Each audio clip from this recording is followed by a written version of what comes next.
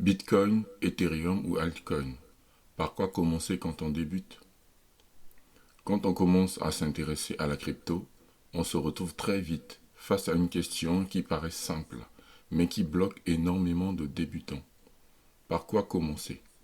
Bitcoin, Ethereum ou les altcoins? Il existe aujourd'hui des milliers de crypto-monnaies, des avis dans tous les sens et des promesses de gains parfois spectaculaires. Très vite, on a l'impression que chaque choix est décisif et que se tromper dès le départ pourrait coûter cher. Dans cette vidéo, je ne vais pas te dire quoi acheter.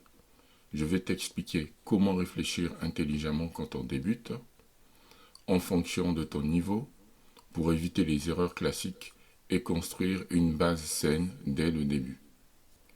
Pourquoi ce choix bloque autant les débutants? Quand tu débutes en crypto, le problème n'est généralement pas un manque d'informations, c'est l'excès d'options. Tu ouvres une plateforme d'échange et tu te retrouves face à des dizaines, parfois des centaines de cryptos disponibles. Certaines sont très connues, d'autres affichent des performances impressionnantes et beaucoup promettent des innovations révolutionnaires. À ce moment-là, deux pensées reviennent souvent. La première, c'est la peur de rater une opportunité. La seconde, c'est la peur de faire le mauvais choix. Cette pression est normale, mais elle pousse souvent les débutants à agir trop vite, sans cadre clair. Et quand on agit sans cadre, on prend rarement de bonnes décisions sur le long terme. Bitcoin, le socle pour comprendre la crypto. Commençons par Bitcoin. Bitcoin est la première crypto-monnaie, celle qui a posé les bases de tout l'écosystème actuel. Son objectif principal n'est pas d'être rapide, ni de proposer des fonctionnalités complexes. Son rôle est simple à comprendre, permettre des échanges de valeurs sans intermédiaire de manière décentralisée.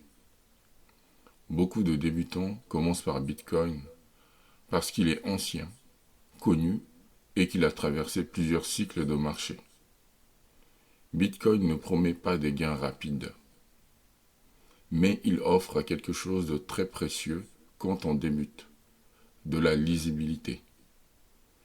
Il permet de comprendre comment fonctionne une blockchain, pourquoi la rareté a de l'importance et comment le marché réagit au cycle. Pour quelqu'un qui veut apprendre à investir sans se perdre dans la complexité, Bitcoin est souvent un point de départ logique. Ethereum, une plateforme plus qu'une monnaie. Ethereum fonctionne différemment de Bitcoin. Là où Bitcoin se concentre sur la valeur et les transactions, Ethereum est avant tout une plateforme. Sa blockchain permet de créer des applications, d'automatiser des contrats et de bâtir tout un écosystème autour de la finance décentralisée. C'est pour cette raison qu'Ethereum est souvent perçu comme la plus technique. Mais c'est aussi ce qui fait sa force. Une grande partie des projets crypto reposent sur Ethereum, directement ou indirectement. Investir dans Ethereum, c'est donc investir dans une infrastructure utilisée par de nombreux projets. Pour un débutant curieux, Ethereum peut être très intéressant, mais il demande un peu plus de patience et d'envie d'apprendre que Bitcoin. Les altcoins, entre opportunités et risques réels. Les altcoins regroupent toutes les cryptos qui ne sont ni Bitcoin ni Ethereum. C'est souvent vers eux que les débutants se tournent en premier, attirés par leur prix unitaire bas ou par des promesses de gains importants. Voir une crypto passer de quelques centimes à plusieurs euros peut sembler très tentant. Mais c'est aussi dans les altcoins que l'on trouve le plus de projets fragiles. Beaucoup disparaissent, d'autres n'atteignent jamais leur objectif, et certains sont uniquement portés par le marketing. Les altcoins ne sont pas mauvais en soi, mais ils demandent plus d'analyse, plus de discipline et plus de recul. Sans expérience, il est très difficile de distinguer un projet solide d'un simple effet de mode. L'erreur classique. Chercher le gain avant la compréhension. Une erreur fréquente chez les débutants consiste à vouloir maximiser les gains dès le départ. On cherche la crypto qui pourrait faire le meilleur rendement sans se demander si on comprend réellement ce dans quoi on investit. Le problème, c'est que sans compréhension, chaque variation de prix devient émotionnelle. Une baisse provoque du stress, une hausse provoque de l'euphorie et les décisions deviennent incohérentes. À l'inverse, comprendre un projet simple permet de rester calme et rationnel. Quand on débute, l'objectif n'est pas d'être parfait, mais d'apprendre à investir sans paniquer.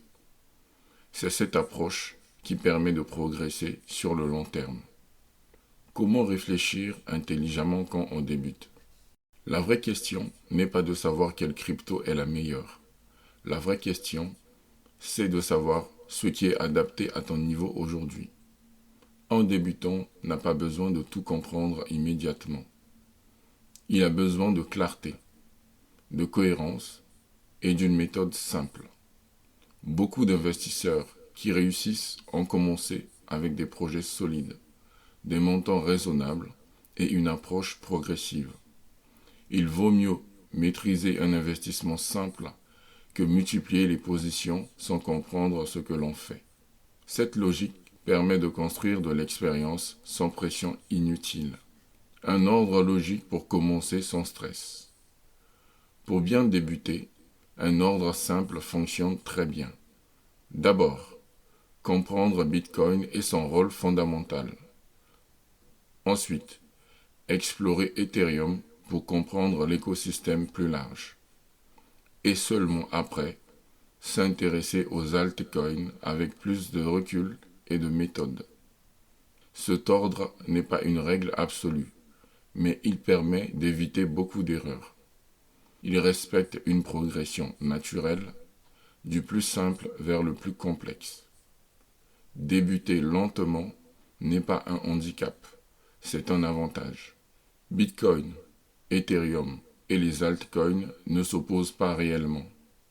Ils répondent à des logiques différentes et à des niveaux de compréhension différents. Quand on débute, le plus important n'est pas de choisir la crypto parfaite, mais de choisir une approche cohérente avec son niveau. Commencer simplement permet d'apprendre sans stress et d'éviter les décisions impulsives.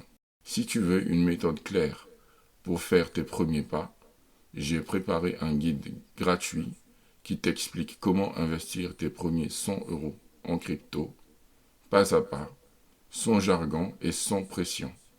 Le lien est en description. Abonne-toi à la chaîne si tu veux continuer à apprendre la crypto de manière progressive et intelligente.